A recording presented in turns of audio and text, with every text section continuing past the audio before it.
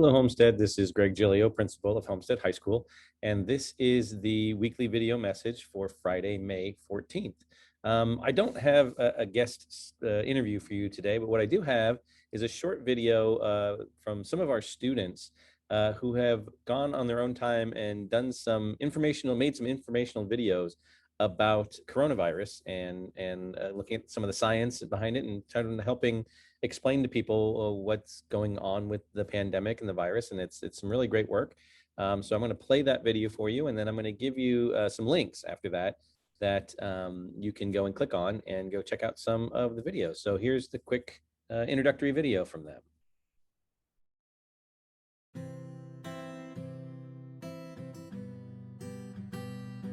Hey Homestead students and staff! Thank you for working so hard to keep our school up and running. It's been quite a challenging year of figuring out distance learning, quarantine, and social distancing. I'm sure you're all looking forward to returning to a more normal lifestyle where we can go out and spend time with friends and family again. But to get there, we not only need this pandemic to end, we need to prevent a repeat of this year by preventing future pandemics. So how do we do that? Well, to fix an issue, we need to first understand it. That means that we, as a community, would all benefit from taking a little bit of time to learn about the fundamental science behind this pandemic. But don't worry, it's not as scary and difficult as it might sound. As a volunteer team of students, teachers, and healthcare workers known as FEP, we have specifically created for you a short 6-episode series of animated videos that break down all the relevant science. We've written the episodes to build directly on what you've learned or are learning in science class. Each episode includes colorful visuals, analogies, examples, and a touch of humor to help you understand the virus that's kept us separated from each other for so long. FEP is advised by college professors and healthcare professionals to ensure that we bring you the most accurate information possible. Our video series has also recently been adopted by Santa Clara County as part of their training material for ambassadors that are volunteer leaders who serve as community resources about COVID-19. Our goal is to reduce confusion and empower our community with the knowledge they need to make informed decisions. Important decisions that are in the hands of each and every one of us in ending this pandemic and preventing future pandemics. So come on over and watch our mini-series. We look forward to sharing what we know with you. Thanks for tuning in. So again, just want to thank the students for taking the time to help educate us all, and hope you get a chance to check out these videos. Here you can see they have a YouTube channel. There's the link to that. And then there are 3 episodes they have so far. And they'll be putting up 3 more hopefully next week. So I'll come back to you next week when they have some more up. But again, maybe you might want to pause the video here and get a chance to write some of these down or go look these up. And again, done some really great work, so I appreciate that. So I'm going to jump on to the rest of our regular presentation though now. Here, if I can click on it, here are the shout outs and recognitions for this week. A couple here. We had one for Jessica Wakefield, who is one of our science teachers, and the description was for caring so much about her students and all of her hard work. So thank you, Jessica, for doing that. We also had a shout out for a couple of parents, Nicole Goodwin and Reed Myers, who are members of our PTSA and also the leaders of the grad night party. And so they wanted someone wanted to recognize them for all the work of the graduation party. And I'm glad that we're able to actually get one out there. So you should be looking for those details, and hopefully your students able to sign up for that. There's also one here for some students. So Jessica, Allen, Preeti, and Sarah for their dedication and leadership of the Career Interview Library. For 2 semesters, they have volunteered with this program, and the results are a testimony to their efforts. And if you've ever, I've kind of highlighted that once or twice here on the video, but if you haven't seen that, go to our website, go to College and Career, and you'll go under the job interview library or career interview library, and you'll see a bunch of videos there, and they've done a really great job with that. So yeah, thank you for all the hard work on that. And then final shout out this week is for Rich Porticos, who is a science and engineering teacher, and this person said, this is my son's favorite teacher, and I've already taken all his engineering classes and want to take more from him. So again, thank you, Rich, for all the great work, and thank you for everyone for sending in those shout outs and recognitions. Again, I did change some of the questions and focus of this survey, and so the next question that I'm going to go through is a list of what are some of the best things about returning to in-person. And so some of the things that people listed on here was that they felt that the health and safety protocols and guidelines were good and easy to follow, and people were doing that. Some people appreciated the grab and go brunches and lunches and that they're free. Some people were appreciative of the fact they got to choose whether they could be in remote or in person. And so this one I thought it sounds funny at first, but it really is a good one here. It says this person was glad to have her two sons out of the house because it's way healthier for them, not because she didn't want them with her, but because she wanted them out there being in person and being healthier out there. So they were appreciative of that. There are some mentions about how students are getting to see their friends again, getting to go face to face with people and enjoying that. Again, also getting to connect face to face with teachers. So appreciative of that. And then one student wrote that was hesitant to return, but after doing so has been happy that she went back. So really glad to hear that. Then the other question was kind of the opposite of that. What are some areas of improvement for our hybrid here? And so one of the things that people talked about, and even teachers will tell you about this one, is that it is hard to hear teachers when they're talking through their mask. So you have kids in the room, you have to have your mask on, even if you're vaccinated. Those are the rules right now. And I know CDC came out with some new guidelines, but that's really what we're following when you're inside a classroom. And then when they're talking on Zoom, it is hard to hear. And that is definitely something we're trying to work on. So people have been playing with microphones and different things like that to see what helps. So we're definitely trying to tweak that a bit. There were some concerns definitely about the mixture of classes. There's concerns that the persons who are in person, students who are in person are probably getting more attention than those in remote. And again, if you ask teachers, that they are definitely having to really concentrate on who to focus on. And times they may be favoring one over the other. And so they're trying to balance that out. So that is definitely also a hindrance of the hybrid program. And that is something though that teachers are definitely aware of and are trying to balance. Mixed classes, one of the mixed classes hinder collaboration, and I think that means because either you have a small number of people in the classroom, or there's kids at home and kids in class, and it's harder to get work that way. I totally agree. That's definitely got to be a challenge, and so teachers are working through that one as well too. There was a question, and I wasn't sure whether this was coming from a person who's on remote or a person who is in person, but students should get time with teachers. And I think everybody would like to have more time with their teachers, but time is probably our most precious commodity, and it isn't easy to get folks in front of each other. And then that kind of led into this other statement about, can students meet in person with teachers for office hours? And one of the reasons we didn't do in-person office hours was when you do a normal tutorial, when we're like pre-pandemic, kids would just kind of go to wherever they wanted to. And so you had a bunch of kids in some rooms and a few kids in another. So because we've been trying to balance out the numbers, we're trying to keep kids 6 feet apart. We didn't think it was a good idea to have people rushing around trying to get into classrooms. So that's why we wanted to keep it remote. If there is a real need to meet with a teacher, you can definitely do an appointment. Definitely do an appointment. Try to get some time with the teacher. It just depends on kind of when you're around or when they're around too. So it's not that you can't meet with a teacher. It's just during that office hours, there are a lot of kids trying to get in there. So Zoom is probably a better tool for that rather than clogging the doorways to try and get in. Someone even wrote that the office hours have been cut on Wednesdays, and actually they have not. I wanted to clarify they have not been cut. I've heard maybe that there's a teacher or two that isn't offering them, so I'm going to go back and talk with those teachers and make sure that isn't true.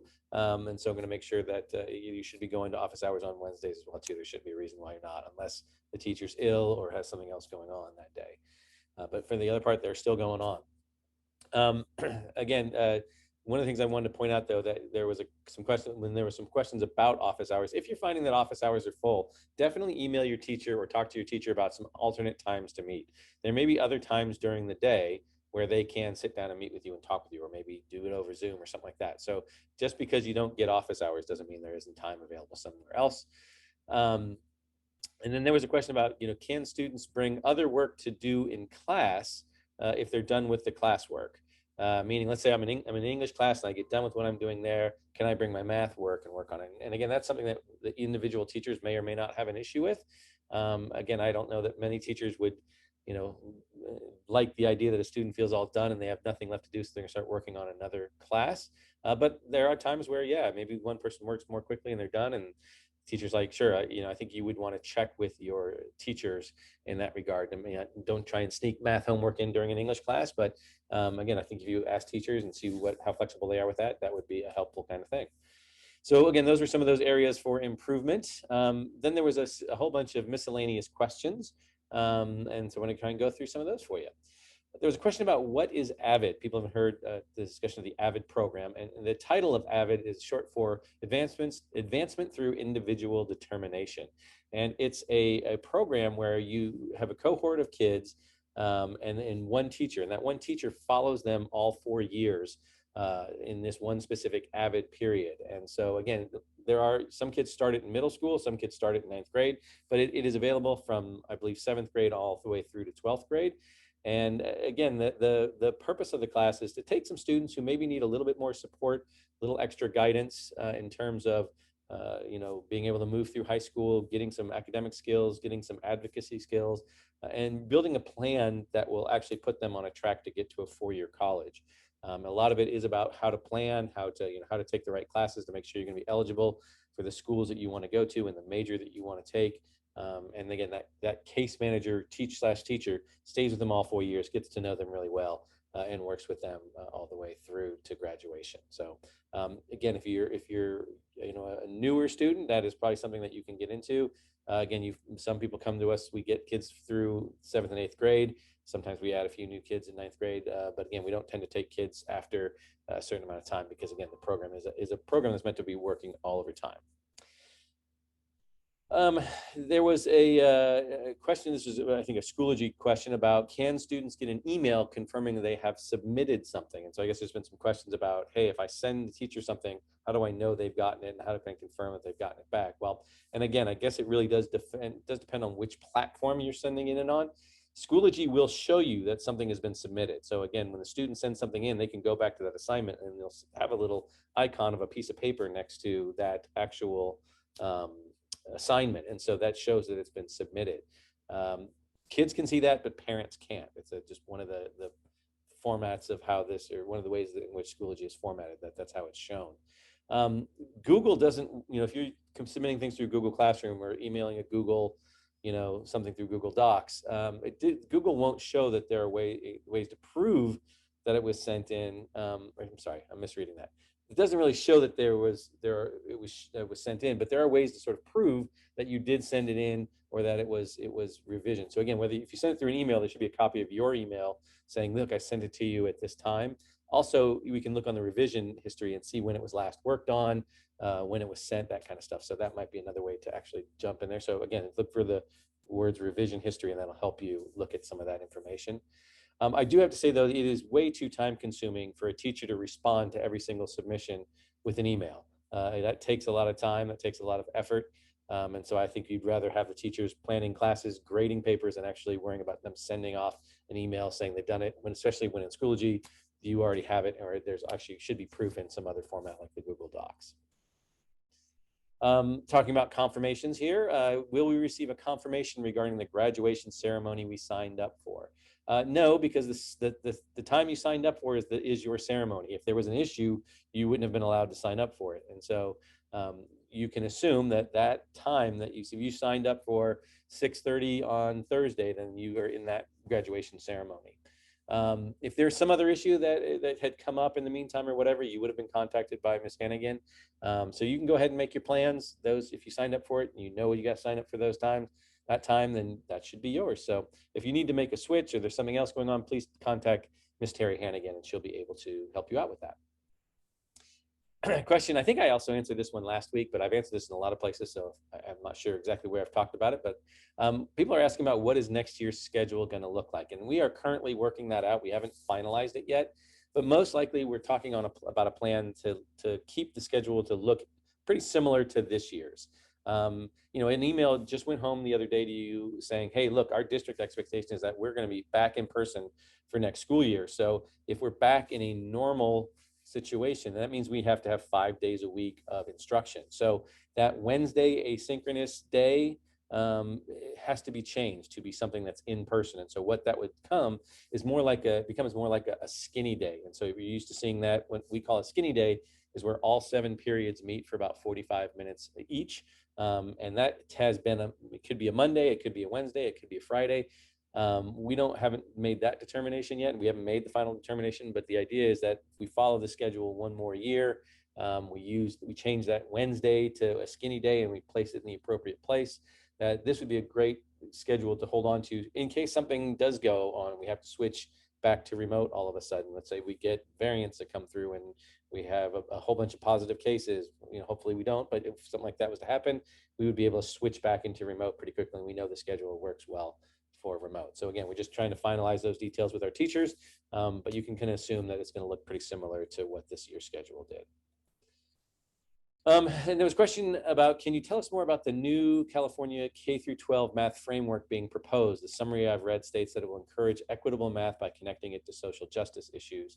And then there was a little bit more to this one about, there's some concerns about how that might weaken or dampen, not dampen is not the right word, but weaken some of the math instruction that's going on. I'm not aware of a new set of California standards. People may be asking it or hoping it's coming. There are a lot of frameworks that are out there that people are trying to say, hey, you might want to try this, you might want to try that. But there have been a movement to look at where there are ways we can include social justice in more classes than just English and social studies. Like those are pretty natural fits because you're reading stories or you're hearing about history where those things are topics. But there are ways to incorporate it into things like math and science where it actually helps to give a real world connection. One of the knocks about math or science is that sometimes it's too theoretical, and kids ask, well, when am I ever going to use this, or what is this used for, or how is this important to my life? And so there are times where you can take sort of social justice issues and use them in as sort of the hook to get into the math. And so when you're looking at that, you're using traditional math concepts or science concepts, but you're going to explore certain current topics such as like predictable policing algorithms. How do police departments actually look at where to staff people and what times to staff them, because there's an algorithm that a lot of departments use, and it's a mathematical algorithm. So using that sort of real world connection really helps, or maybe looking at the statistical analysis of the pandemic and what do these numbers mean and how do you dig deeper, those kinds of things. So things that are current that mean something to kids may actually pull them more into the learning. So in this regard, I don't think it's going to weaken learning. I think it's going to it's going to help the learning. And I can give you a really good example. Years ago I was observing a math class, and it was an algebra 2 class, and the teacher wanted to do a lesson on permutation and combination, and they brought in a bunch of CDs, the compact discs, and they had a discussion with the kids about how many, I want to organize my CD collection, and how many different ways can I organize my CD collection. So they started going through this conversation, and basically what it did is it led into a full-blown discussion and lecture on permutation and combination, and it's one that I've stuck with me. I wasn't a student, but it stuck with me. And then he went on to talk about, the algorithms that are used in the shuffle system on, say, an iPod or your phone, when you want to shuffle music, how do they select the songs, right? So talking about the mathematical algorithms that are used in it. And so it was a really fascinating and very topical conversation. So again, that's what this can also bring to the conversation. It's not that we're going to be replacing math and talking about social justice, but bringing some ideas of that are going on in the world around them, and say, this is how math can be applied to this. This is how science is used to determine that. So, but again, I'm not really aware of a framework that's coming out from the state saying it's all going to be social justice. So again, that may be just a little bit of again, hearing what some of the movements are that are out there. Question about, will the school provide vaccines or on-campus testing for next year? And vaccines, not likely. That's not something that we have access to or that we really are able to do because we don't have the personnel to do that. I've heard that there might be ways that, if someone asks if, can we be a vaccine site, we would probably say yes, because we have a lot of people that we'd like to see vaccinated. But not likely. And vaccinations are sort of moving away from those mass vaccination centers to more like medical doctors and offices and that kind of thing. So, I don't know that they're going to be keeping up the mass vaccination centers. So probably not. I haven't heard any other specifics. Testing, not for the general population. There isn't a plan right now to just say, okay, every single kid who comes to school is going to get a COVID test. That is very expensive to do that, and it's would be really hard to do all the work for that. I mean, can you imagine having to COVID test 2,400 kids, or maybe take half of that each week and go for it? I mean, that's a lot of time, and those are people that we don't really have the staffing for that. We do we do have testing for certain athletes when they have contact sports. That's probably not going to continue after this year because, again, as we keep going through the tiers, and it's something that could go away if we ever get into the yellow tier, where we're getting pretty close to that, but the season's almost over here. But I haven't heard any plans for that to continue next year. So again, most likely no to the vaccines and the on-campus testing. But again, you never know what could happen in the future, but right now there's no plans for that. Kind of a longer question here, but let me read through it. It says, because there were no dances, sports events, etc., how are the ASB fees used this year? Because again, when you come in at the beginning of the year and you buy your ASB card, you get that little ASB sticker on your identification card. You're allowed to get into dances free and to sports free, that kind of stuff. You also get money off on your yearbook. You get some school supplies, that kind of thing. So the question, though, really is, will unused funds be rolled into the 2021 school year? If so, will the fee amount be reduced? Where can parents access the ASB account summary? So here, I'll give you a little more of a breakout of where the money went. So the money that we collected to the yearbook, we sent about $63,000. To the newspaper, we sent about $6,000. That's our newspaper, the Epitaph. For the Spirit shirt, that there was about $11,000 there, and then there was also about $3,000 that went to athletics. And again, here you can see some of the expenses they had there. We spent that on officials, on expenses for the actual games that we had, equipment, and SCVAL funds. So the money was sent there. We also, the ASB student body, the leadership team, leadership students, they're in charge of that money, also gave out money, $3,400 in grants to various folks here on campus. So it could be a club, could be a class, that kind of thing. And then we also handed out some money, $1,800, for some new clubs to get themselves started and going. So again, that money, even though it wasn't necessarily used in the way we normally use it, or actually it was used in the way we normally use it, you didn't benefit in the way, though, that you normally do. When you buy that ASB card, you do get a much cheaper yearbook, and again, some of that goes down to that there. But what, even though there was some not as many events and that kind of stuff, we do expect to have a little bit of carryover. But what we typically do, if we ever do have carryover, we don't roll that over into next year. We do look for areas that might need it, like maybe there's a club or a team or something that might need some funding here at the end of the year, and so we'll roll that into that. So it would get used up, and again, we would start up next year as a fresh clean.